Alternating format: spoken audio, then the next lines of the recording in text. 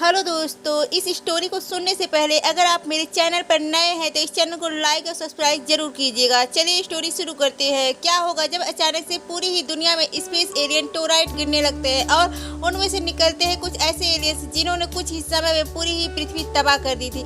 अब क्या ऐसे हालातों के बीच एक कपल एलियन से बचकर निकल भी पाएगा? चलिए जानते हैं। 2024 की लेटेस्ट साई-फाई मूवी एक वाइट स्पेस डे 1 में, जो कि फेमस साइंस है हॉरर मूवीज एक वाइट पैलेस में तीसरा एडिशन है। अब कहानी की शुरुआत एक न्यूयॉर्क शहर से होती है, एक नॉर्मल से दिन से होती है, जहां की सैम नाम की एक लड़की अभी एक नर्सिंग होम में एडमिट है। दरअसल सैम को कुछ ही समय पहले टर्मिनल कैंसर डिटेक्ट हुआ था और वो जल्द ही मारी भी जाएगी।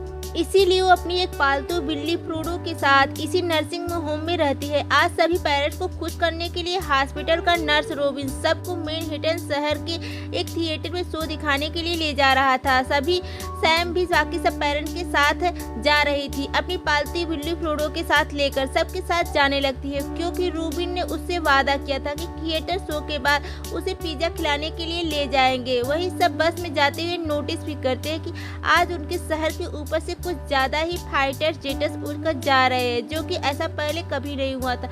मगर अभी कोई ध्यान नहीं दे रहा था इस बातों पर और सब थिएटर शो में देखने लगते हैं। इसी बीच सैम की दोस्ती एक फैमिली से भी होती है, जिसमें कि हेनरी अपनी बेटी और वाइफ के साथ आया हुआ था। अब हम देखते हैं कि सो कुछ खास नहीं था। सो सैम अब फ्रोडो के लिए साथ बाहर घूमने लगती है और खाने लगता है। किसी को कुछ भी नहीं दिखाई देता है, जबकि सैम अब डरते हुए आगे बढ़ने लगता है। ये क्या हुआ? मैसेज आ रहे हैं कि वो लोग बाहर से निकल जाए। ऐसा होता है तभी देखते हैं किसी से जाता था और मना कर देते हैं। सैम यहाँ पर गुस्सा होकर वो बैठ में बैठ जाती है प्रकार के वहाँ तो यहाँ आई थी बस पिज्जा खाने के लिए। दरअसल उसे पिज्जा वाले कहीं से पुराने रेस्टोरेंट कुछ यादें जुड़ी हुई थी। अब बाकी पैरेंट्स लोगों को ऐसे मरते जाते हैं। अब समझ में आ जाता है, डरते हुए भागना शुरू करती है। निकलते भी सैम नोटिस करती है कि अचानक से सभी लोग अजीब तरह से देख रहे थे। दरअसल अचानक से पूरी शहर पर ऊपर से हजारों में राइटर दिखाई देने लगते हैं, जो कि हुए थे आए हुए थे। अब वे एक ही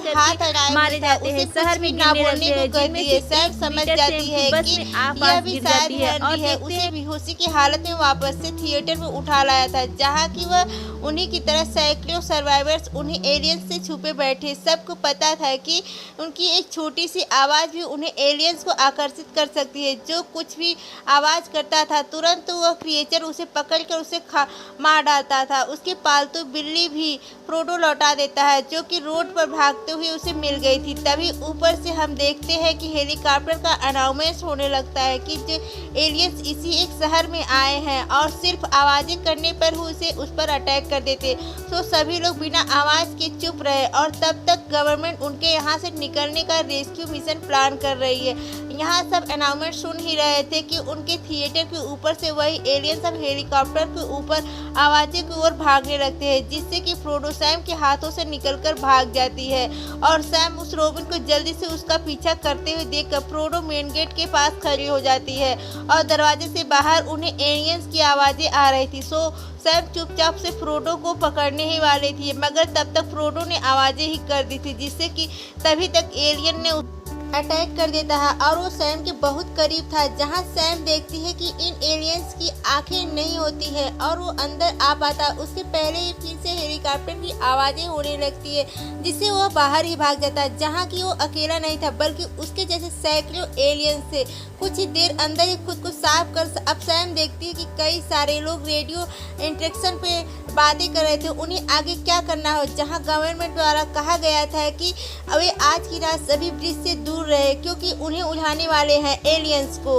उसके आगे एलियंस इस शहर के बाहर ना जा सके और अगला ऑर्डर तक वे बिना किसी आवाज़ के छुपे रहे। तब तक की वार्मिंग भी शुरू हो चुकी थी, जहां सैम और कुछ सर्वाइवर देखते हैं कि अब एलियंस भाग रहे थे। एक ही दिन में उनका शहर कितना उजड़ गया था। अब तो मिलिट्री हेलीकॉप्टर्स भी की मदद से शहर से जुड़े सारे ही ब्रिजेस को उड़ा रही थी, ताकि ये एलियंस यहाँ से बाहर जा सके और निकल सके। खुद को ऐसे शहर में फंसा देखकर अब सैम को लग रहा था कि हम लोग यहाँ से नहीं निकल सकेंगे। सर्वाइवर डरते हुए चिल्ला भी रहा था कि नहीं बचने वाले हैं, वे कभी यहाँ से नहीं निकल सकेंगे। हेनरी उसे चुपचाप कराने लगता है ताकि उसकी आवाज़ से कहीं एलियंस फिर वापस ना आ जाए, अटैक ना कर दे। इसी जहदत में वो बीच से वो आदमी गलती से हेनरी के हाथों मारा जाता है और हम देखते हैं कि हालांकि सभी को पता था कि हेनरी ने ये जानबूझकर नहीं किया। और ये जब हो गया तो सैम और रॉबिन बैठकर सोच रहे थे क्या मिलिट्री उन्हें रेस्क्यू कर भी पाएगी कि नहीं। तभी थिएटर का इमरजेंसी जनरेटर आवाज़ करने लगता है और रॉबिन उसे बंद करने के लिए भागता है ताकि उसकी आवाज़ से कहीं एलियंस उन पर अटैक ना कर दे। जहां उसे भागकर जल्दी से जनरेटर को बंद तो कर दिया था, मगर अब तक एलियंस आवाज़ सुनकर आ ही गया था और सबके सामने रॉबिन को मार डाल देता है।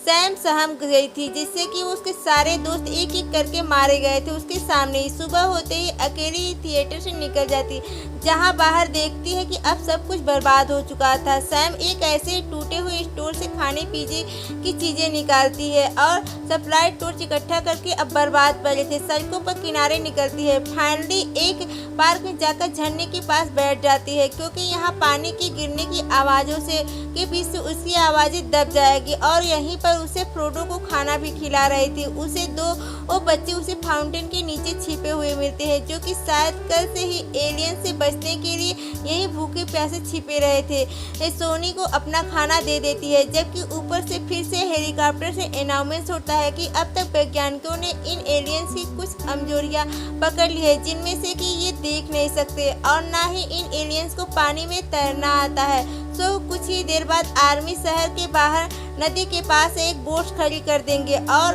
बचे हुए लोग वहां बोट्स में आकर निकल सकते हैं क्योंकि ये एलियंस पानी से डरते हैं। और ब्रजेश को तो आर्मी कल रात ही उड़ा चुकी है और इससे ये एलियंस शहर से बाहर नहीं निकल सकेंगे। वहां आर्मी ने इन एलियंस को भटकाने के लिए कुछ देर के लिए शहर के दूसरी ओर आवाज़ें शुरू कर दी थी ताकि एलियंस की आवाज़ों के पीछे वहां चले जाए और दूसरी ओर तब तक बचे हुए लोग जल्दी से नदी के किनारे आ सके। अब जैसे ही एलियंस को हेलीकॉप्टर की पीछे दूसरी ओर जाने लगते हैं और तब तक स्वयं और बच्चों को लेकर नदी के किनारे और आगे बढ़ती। यहाँ वह देख पा रही थी उन्हीं के जैसे हजारों लोग अब तक अपने घरों में से छिपे बैठे थे। अब वे चुपचाप बिना किसी आवाज़ के नदी की ओर जा रहे थे। सो सैम भी उन दोनों बच्चों को उनके साथ नदी की ओर जाने के भेजती है और खुद अकेली ही उल्टी दिशा में वापस आने लगती है क्योंकि उसे टर्मिनल कैंसर था और वो वैसे ही मर ही रही थी। तो वह यही शहर में रहकर अपने पिता की याद में आखिरी बार पिज्जा खाना चाहती थी, मगर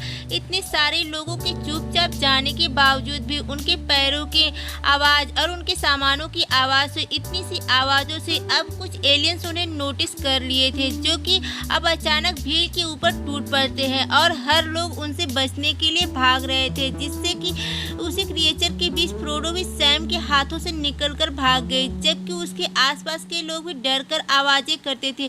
एलियंस उन सबको एक एक करके मार डालता है। सैम सबसे अलग होकर पहले कार के नीचे छुपती है और फिर चुपचाप मौका पाकर वह बाकी लोगों से भाग जाती है। भागते भागते जब उस भगदड़ के बीच अकेली ही भटक रही थी तभी इतने में उसे इसी बीच एक सर्वाइवर एरिक उसे देख लेता है और उसका पीछा करते करते उसके पास तक आ जाता है और वो सबसे अलग थी। दोनों चुपचाप दूर जाने लगते हैं। इतने में बारिश होने लगती है। बारिश होने का फायदा उठाकर सैम एरिक को बताती है कि असल में वो यहाँ से नहीं जाना चाहती है।